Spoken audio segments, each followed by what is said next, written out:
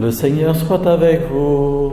Et avec votre esprit. Évangile de Jésus-Christ selon saint Marc. Gloire à toi, Seigneur. En ce temps-là, tandis que Jésus sortait de Jéricho avec ses disciples et une foule nombreuse, le fils de Timée, Bartimée, un aveugle qui mendiait, était assis au bord du chemin. Quand il entendit que c'était Jésus de Nazareth, il se mit à crier « Fils de David, Jésus, prends pitié de moi !» Beaucoup de gens le rabrouaient pour le faire taire. Mais il criait de plus belle « Fils de David, prends pitié de moi !» Jésus s'arrête et dit « Appelez-le !» On appelle donc l'aveugle et on lui dit « Confiance, lève-toi, il t'appelle !» L'aveugle jeta son manteau, bondit et courut vers Jésus.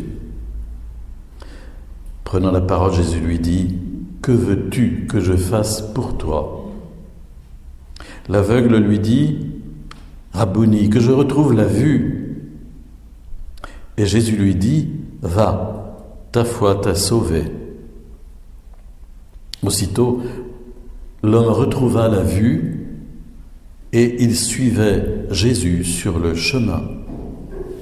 Acclamons la parole de Dieu. Louange à toi, Seigneur Jésus. Voici un évangile qui aurait bien convenu pour un partage d'évangile. Pour la bonne raison qu'il est extrêmement concret et que chacun peut y faire son miel à travers tel ou tel détail qui le touchera plus particulièrement.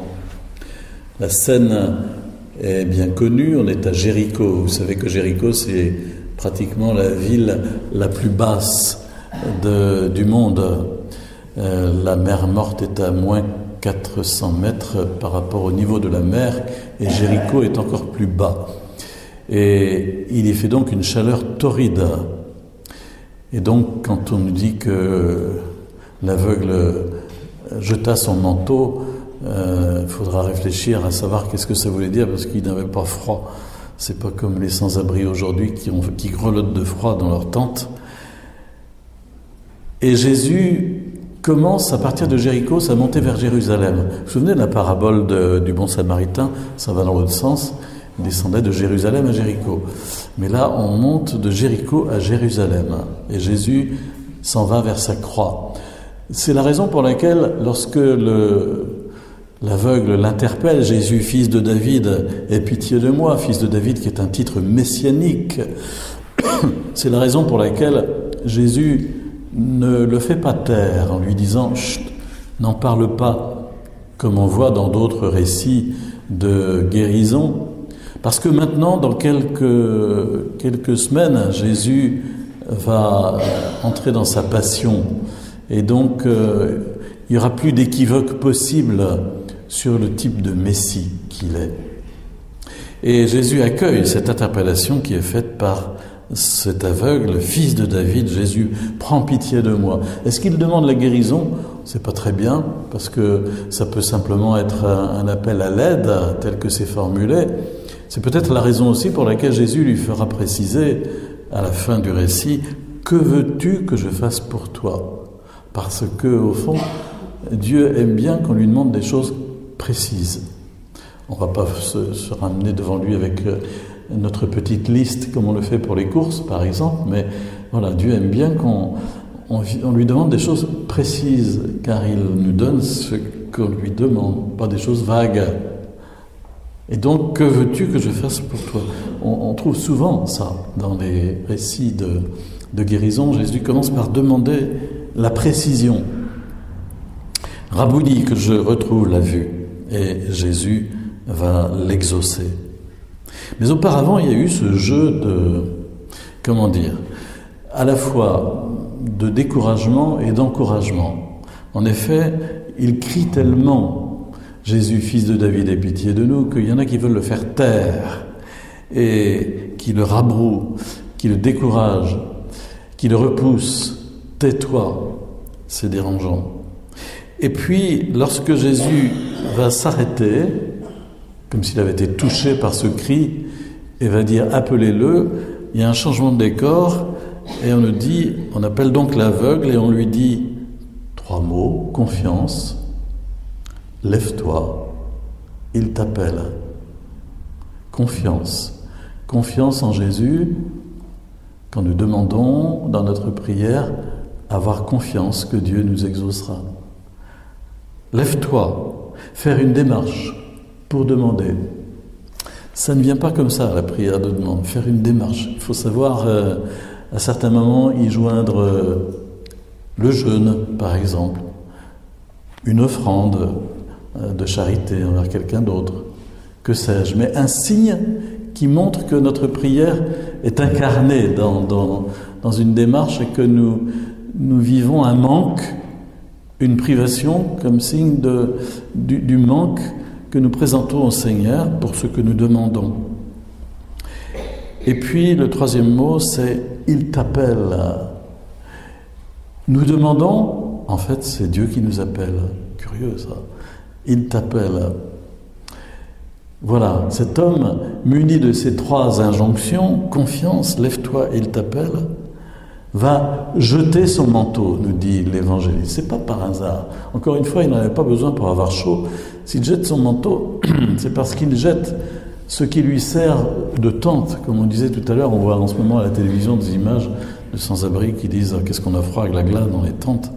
En ce moment, on se met à plusieurs pour avoir chaud. Et ce manteau lui servait de tente. Il s'enroulait dedans pour la nuit. Et donc, il quitte son abri, il laisse derrière lui, il jette.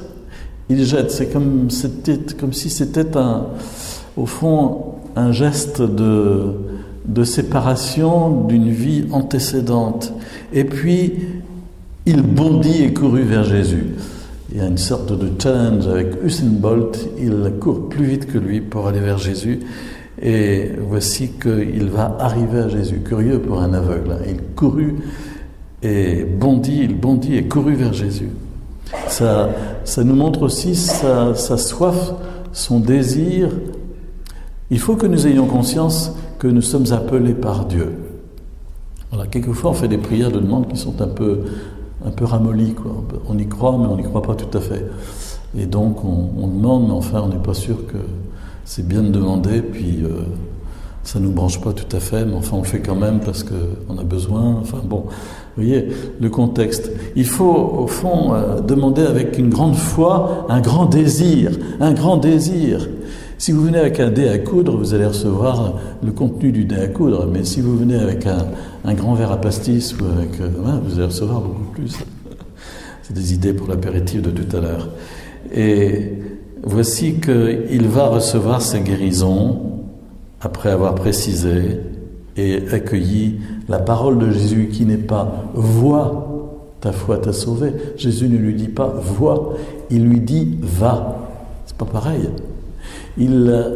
Autrement dit, il le guérit, mais en même temps, cette guérison, elle est pour se mettre en mouvement à la suite de Jésus pour aller ailleurs. Et pour aller à Jérusalem, il suivait Jésus sur le chemin. Il suivait Jésus sur le chemin qui va monter à la croix pour découvrir le vrai Jésus, le vrai visage de Dieu. Il suivait Jésus, il est transformé en disciple. C'est ce que le Seigneur nous dit aussi à nous. Va, suis-moi, va, ta foi t'a sauvé. Voilà, il y a plein de choses que nous pourrions méditer dans cet évangile, mais c'est tellement beau, au fond. Et encore une fois, ça nous concerne dans nos démarches spirituelles, intérieures, mais aussi, pourquoi pas, communautaires, paroissiales, dans la façon dont nous supplions le Seigneur ensemble pour lui demander, ensemble, de nous éclairer, de nous donner de voir. Parce que quand on regarde l'Évangile selon saint Marc, cet épisode est situé un petit peu à une charnière et vraiment c'est une invitation pour les disciples eux-mêmes et pour le lecteur de l'Évangile à demander lui-même de voir Jésus, de comprendre qui est Jésus de suivre Jésus et de comprendre que si Jésus nous donne de le voir, c'est pour le suivre. Pas simplement pour empocher une guérison en disant c'est chouette, maintenant je vois. C'est pour croire en lui, avancer, le suivre, devenir disciple.